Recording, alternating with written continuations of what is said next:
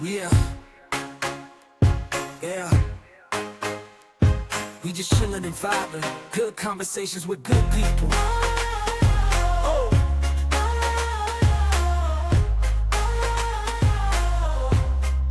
Good conversations with good people. Yeah.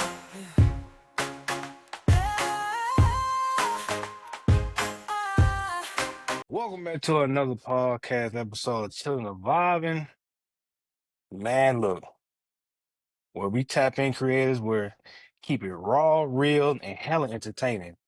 Today, we got a special guest pulling up, a man who done mastered the art of turning everyday moment into straight up comedy gold. From going viral with those wild roommates and ex situations to dropping punch lines smoother than your last situationship. This man got an Instagram on lock. Man, y'all boys give it up for the one and only Reysosilly. What's happening? What's happening? What is happening, big dog? Man, I appreciate y'all for having me, bro. No, man, we appreciate you coming to the show, man. Like, you don't understand, like, we both a fan, bro.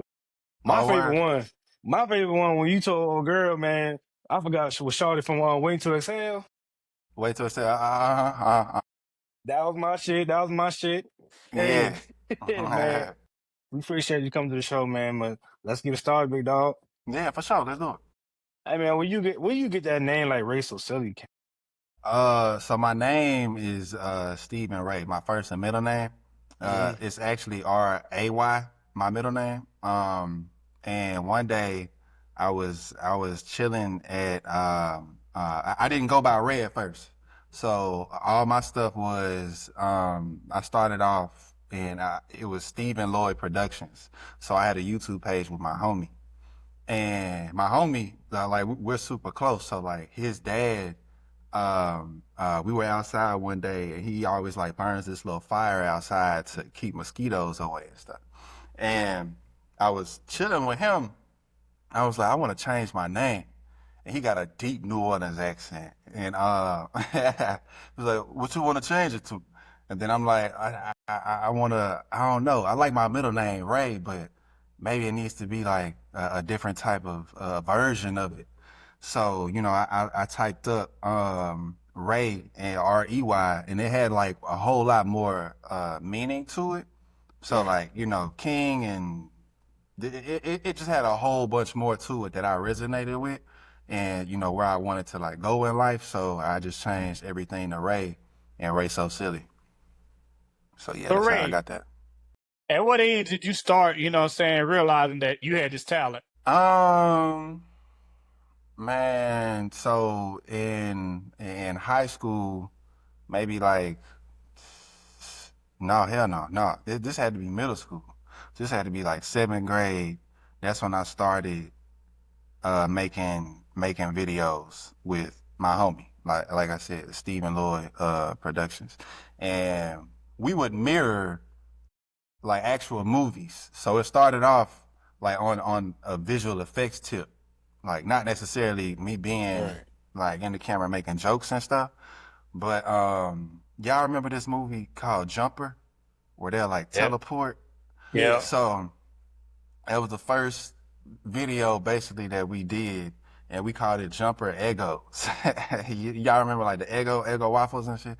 So, Hmm. and then we was like basically we made this script or whatever, like fighting over the Eggos, and we just tried to mirror the effects, and then we tried to mirror other effects like in X-Men, Iron Man, like actually building like 3D characters in the digital space, and it kind of developed from there. So yeah, I could just tell that in the school that I went to, like there was nobody else doing this stuff. So yeah, it was pretty obvious that we just had something that was special that like nobody else was doing. So we just kept doing it, and it kept evolving from there. Man, was there a moment you knew you was going viral? Like this about to change everything? Uh, so in terms of that, every time that happens for me, it's like levels. So like back then, you know, when I was in Memphis and we were making these videos, and the Stephen Lloyd page started to get like a little bit of traction. Shit, we talking about maybe like 20, 30,000 views. And I'm like, yo, we going stupid right now, you know? And I'll go to Walmart and somebody will recognize me just from the city because we were like brewing in the city. And that to me back then was viral. Right. So, you know, the next time after and we kept going, then we started to get posted on World Star. And now I'm at college and I went to University of Memphis. And so I'm at college and I'm going to the UC, or the place where, you know, they got all the food and stuff. And I'm just walking past people sitting down eating their food, and I'll like hear my voice. And then it's just like totally different. So that was a different thing. And then when Reysosilly came, you know, that's when I did this video. I hopped in a video. There was this girl. She went by Hurt Bay, and I hopped in her video. It was my first time, really, my first week doing green screen. I hopped in that, and that shit actually went viral, and that was just totally different. And it's crazy because I actually ended up getting with the girl.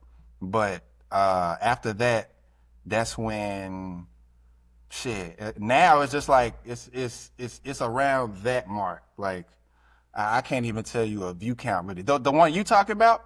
Are you talking about the one that you said that you liked?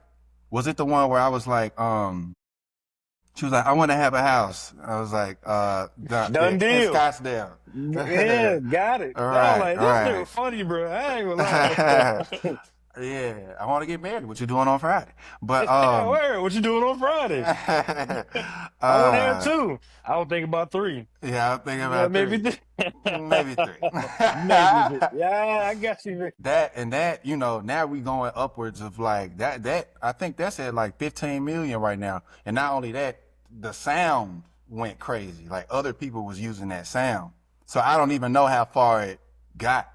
You know what I'm Right. saying? So that's in terms of virality, like I've just had different phases and levels. But every time it hits, it always feels the same because it's bigger than whatever was before. You know what I'm saying? So, Ray, what Respect, drives your respect. passion for creating? Man, ultimately, I just realized that I'm an artist at heart. I dabbed into this is like a sort of a long-winded answer, but I dabbed into drawing before I got into to video and music and you know, and video. I just realized later, or at least like in the past 5 years of my life, ultimately I feel like the passion just simply comes from I'm an artist at heart. And if I do not release something or draft up something, create something Mm. and just put it out, then I don't feel right. Like eventually I just feel, I don't know, bro. It just don't, something ain't sitting well. I feel like I'm not on my purpose. It's just, it's kind of like this, it's not like a tangible thing. It's just like this supernatural thing. Like if I'm not releasing something, I do not feel like I'm me, you know? And that's not even saying like I'm looking for 1 million views. Even if it got 1 view and it's from me, like I need to create something and release it. Like, so yes, it's kind of it's a part of my DNA to just create and release. That's what's up. Respect, respect. Man, you make comedy from real life situations. Like, are those skits coming straight from experience? Some of some of them for sure. Yeah, sometimes I'll put a little. I'll throw in something to where if it was real, it's like one or two people know that I'm talking about your ass. But Right, right, right, right. yeah, yeah. Sometimes it will. You know, I'll grab from everyday. You know, just everyday life. And for some reason, especially like in the past couple of years, people just love when I zone into this like toxic realm of relationships and stuff like that. So I'll try to like stay on that, but be completely relatable to what's actually going on. So like that video, just like I think I titled it. What I titled that shit? I titled it "The Conversation Before Ghosting Each Other," and it definitely be like that. 100%. 100 fucking It percent. definitely be like that. So yeah, so some most of it is just like it just being relatable and just naturally pulling from what I see, and some of those are literal things that happen to me, but only like a certain amount of people will like know. Like if I have like a situation with somebody and they used to say like one key phrase or word, and I'll put it in there just to make Right. sure like they know I'm talking about you. But yeah, yeah. Respect, respect. Who has been your favorite collaborator? You can be honest now. You can be honest. No. I actually need to collaborate more. Um, because the main people that I collaborate with is literally just my friends. So Right. if you see, yeah, like over the past years, it ain't been more than like maybe 5 people, and it's been in the same circle of my friends. So I love it. Just yesterday, I collaborated with them again, but it's just like when you know your circle, it's easier to create content with them. It's Yeah. not like, when you know your homie, you know what type of stuff he gonna say. So like it's easy to like you can be in this one because I know you will say something that'll go along this, and I can write a script, and the script will be pretty much on point of what they would say to where it's no back and forth for real. And we trust each other too. So like yesterday I was just filming with them, and then it was at one point of it, one of my homies, it was K More the Goat and Tuck Weezy. I don't know if y'all seen him on my page, but yeah, and K More, he was just like, "Hey man, I don't really, I feel like we could do more here. I don't really like it, you know what I'm saying?" And I like literally just like let him just do whatever he wanted to do, and it was funnier, just because your circle, it means a lot to me to continue to create with them. So I say they're my most favorite people to collaborate with. Respect, respect. Like, how do you deal with people that can't take a joke or take your content personally? I think after a certain point, you just realize some people are going to get it and some people aren't, and there's a certain moment of like, can we curse on here? I can't tell a grown man what What the did you fuck say? to do. I can't tell a grown man what the Oh fuck to shit, do. Do your thing, big dog. that's yeah. But no, but after a certain point, you know, after creating, it could be a joke in your head. If you say it out loud, you say it in this room, these people gonna laugh. But you say it in that room, they gonna look at you crazy. Right. So it gets to a point of like, man, fuck it, as well. So I don't really go too far. If you like rewind the time, and I probably deleted most of these by now, but if you Right. rewind the time, it got crazier and crazier and crazier. And we used to like play with the line and just like cross it and see what happens. And to be honest, you go viral way faster doing that. I just I'm a type of person that I like tiptoe on the line, because after I Right. got a little older, and I got to LA, I started seeing these people that I'm putting myself in these videos with. And I don't know. Maybe they saw it. Maybe they didn't. But like, if I went too far, I would much rather still people see the humor in what I'm doing. So I don't go crazy, but like, you know, jokes are jokes, and eventually Right. you just gotta say, man, fuck it. Like if it's something that everybody's not gonna laugh at, I've done it multiple times. Right. Okay. Right. So how's life in LA, man? I actually moved.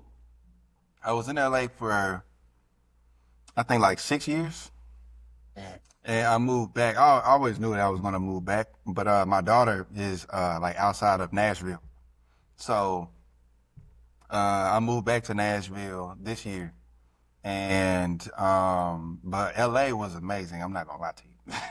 Like I really enjoyed LA. Like the weather was the same every day. You know, there's so many places to go and events, and you know when you kind of tap in and rub shoulders with people in the industry, it's easier to do that in an environment like that. So I'll definitely be back and forth, Right. but nah, I relocated to Nashville. Okay, okay. How long does it really take to put together a 30-second reel from ideas to post? Well, now I have, you know, a system to it, but I say, hmm, I say editing wise. All right, so like, okay, so if it's a 30-second one, kind of like the one we were talking about earlier, the Scottsdale thing. Right. If that one, it would probably take me maybe. It depends on how like genius I'm trying to get with the script, or I like it's a puzzle piece, so every one of them is different. So you Right. know, I could be talking to somebody and they say the building, the desk, my kitchen, and I gotta like, you know what I'm saying? I gotta like put everything over and make it make sense with a new Right. storyline. So it could take maybe like 30 minutes, probably 30 minutes max on like something that's not too crazy. Um, to do the script, and editing usually takes an hour. It usually takes an hour to edit, 30 minutes to an hour to edit, and then to make the meme probably like 15 minutes. Yeah, and shooting it takes maybe less than 5 minutes because it's just like a 30-second thing that I'm looking for me to say. It's only like a couple lines. So Mhm. yeah, probably around there. Maybe at a full maybe like hour and a half for the full thing. But like I said, I have a system now, so you know, Right. I know exactly what I'm doing in the program and lining it up, and now I edit it in a way to where it's way quicker. That's what's up. Out of all your content you created, which one you feel was the most impactful and why? Impactful is a good word. I know my biggest ones, but I don't impactful. That's I'll probably say the one. I'll probably say the one that he mentioned. Only because only because that sound was used far beyond whatever I can even see. And that was like a whole lot of women like doing that. And I don't know. It was too many videos that I could just like scroll past. I'll never be able to see like how long or how much that reached out. Yeah. Yeah, I made an Ice Spice one. I don't know how impactful that was, but yeah. So I'm gonna just go with that. It's so many like different versions of videos that went viral and like kind of what they meant, and I feel like that one I can see a lot of women just like I don't know, kind of like thinking like that's the type of relationship that they want, and then they use the Right. sound bite. You know what I'm saying? Right. Right. And then so yeah, so maybe like inspired that to happen. So I'll say that one. You ever drop a skit, thought it was mid, but it went crazy? Yes, all the time. Usually those the ones that hit. Right. Bruh, usually ones that hit, bro. Every time, most times when I have a great idea or I think it's an amazing idea, I think like, man, ain't nothing on top this. That be the one that get the least amount of views every time. And the ones that go viral are the ones where it's just so quick to make. And I'm just like, at this point, I'm just having fun. I'm on my like, if I film in bulk and I got like 15 videos to film today, and usually it'll be number 14 where I'm just like, my momentum is there, and I'm just here, just saying shit at this point, and Right. then those go viral. That's one of 'em. That's one of them. I did not feel good that morning at all. And I'm like, man, whatever. And I felt like with editing, that could have been better. Literally, when I posted that, I'm like, damn, I'm a little green. I could be a little bit more red. Whatever. And that shit went crazy. And that's Right. usually exactly what happens, bro. Every time. That's Respect, what's up. respect. So growing up in Memphis, man, what was it like? Very funny. Extremely funny. And a lot of roasting. A lot of, I mean, I'm gonna just be honest. It was roasting. It was fighting. Was the public school system is very interesting. And I had a nice, I had a nice upbringing. We'll be outside sometimes. Sometimes my mom, she wouldn't let me out. uh, but it's very. It feels like, I don't know, bro. It's just that sense of home. You know what I'm saying? Like no matter what height you go to, no matter what situation you're in or wherever I am, it's just like being there is just this sense of like humbling, like just a humbling beginning. You know. So I'm super appreciative of it. But it was fun, man. It was fun growing up in Memphis. It's a part of me. The jokes, I got a little accent, a little twang to my voice, and it sets me apart. So Mhm. I can't do nothing but thank Memphis for real. That was up, man. That was up. But what's your take on how Black creators are shaping comedy right now, and do you think we get the credit for it?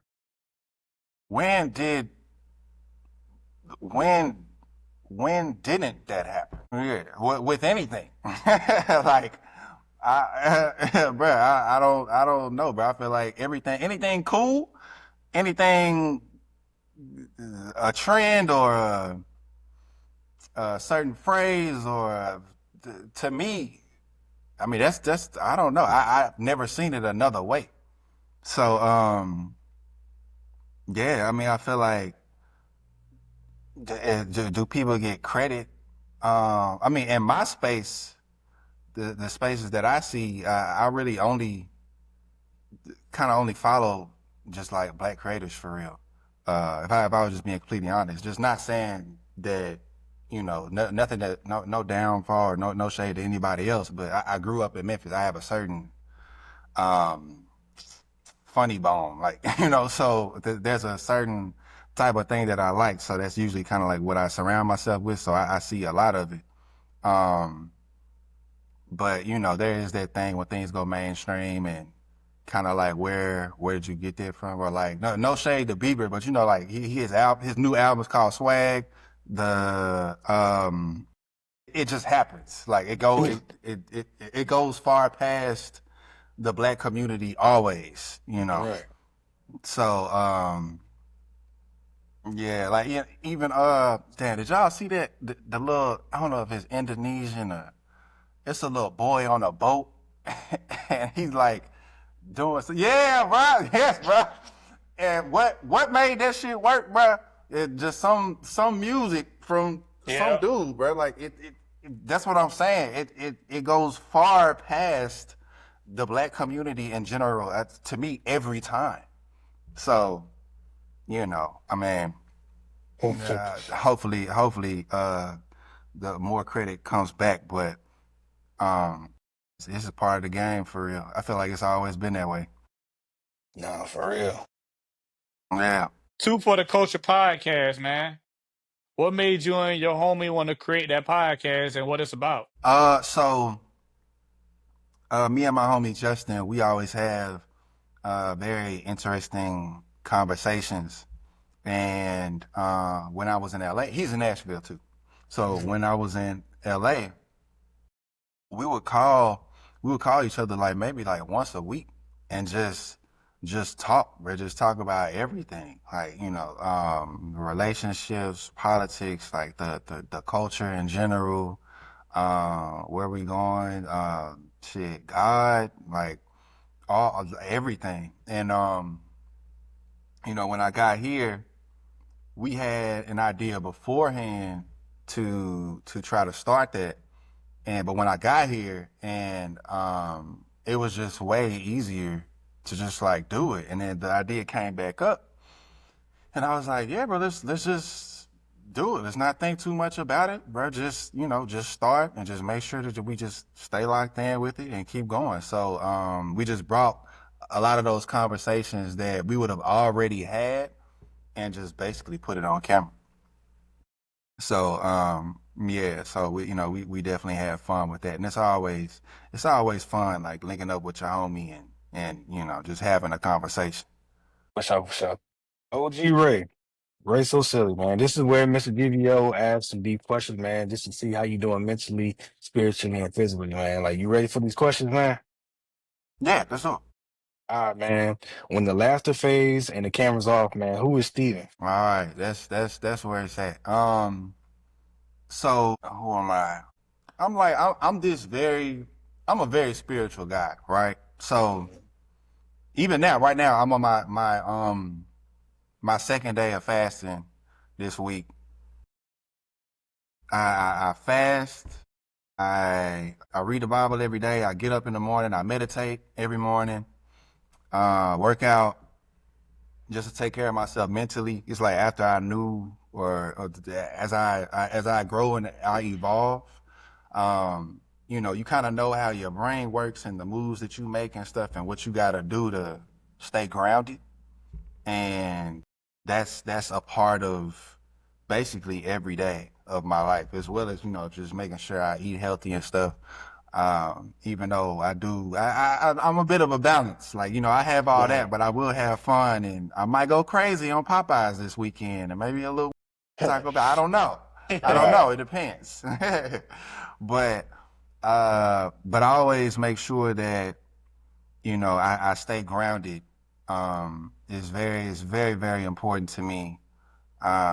Just because, with this, sometimes I feel like with this brain that I have is so creative that like thoughts are always like going. And I come to learn myself to the point where, there has to be a certain foundation set in place.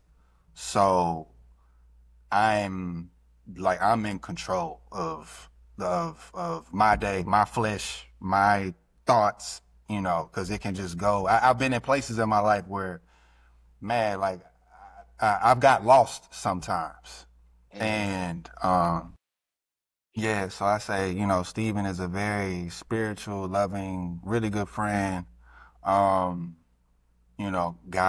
So yeah, I'll say that. Part of your journey do people never see, but was the hardest for you to get through? Mm. One of the hardest parts was actually losing myself. That's one of the main things that brought me to the foundation that I have today for myself. In terms of like the waking up, the working out, Bible, meditating, and fasting like this, like resetting everything. And people don't see that because everything is like funny or whatever. So there were times in my life where I didn't feel funny at all. Like even the past couple years, or a couple years back, like I just didn't feel funny at all. Like I felt like I was losing myself. Um, and it just got kind of dark. And I just had to figure out those things to get there. So really now it's kind of like a highlight reel. If I'm like, yo, it's my second day of fasting and all this type of shit. But like, I had to like live years of realizing what makes me happy, and that's something I feel like everybody needs to know how to do, and how to like reset and pull themselves out of situations. And yeah, so a lot of that was kind of behind the scenes. You're trying to figure out like, figure out how to make, this is a better way of saying this. Just figuring out how to make the best me work with knowing who I am, if that makes sense. You know, yeah. So it's like, you know, you know your flaws, you know your ups and downs, you know, like mine is different from yours is different from his. Everybody is different. So like it's learning yourself to know what it is that can keep you grounded to be, you know, the best version, including your flaws and all that shit, you know. Like what are the messages like? Are you really trying to get through the laughter? The messages, you know, I feel like most of the messages that I actually am trying to get through is by me living a certain way. It's not necessarily the jokes. I feel like most of what I want people to get is kind of like, it's kind of subliminal. It's like, I don't know if y'all saw, like, I just went on a little bit of a center's run. So I changed up my accent and then I put me in there and, you know, the videos were longer and I'm kind of just like showing what I have. And it's a huge ass puzzle piece that I put together to change the story. It's kind of like, oh, he's trying.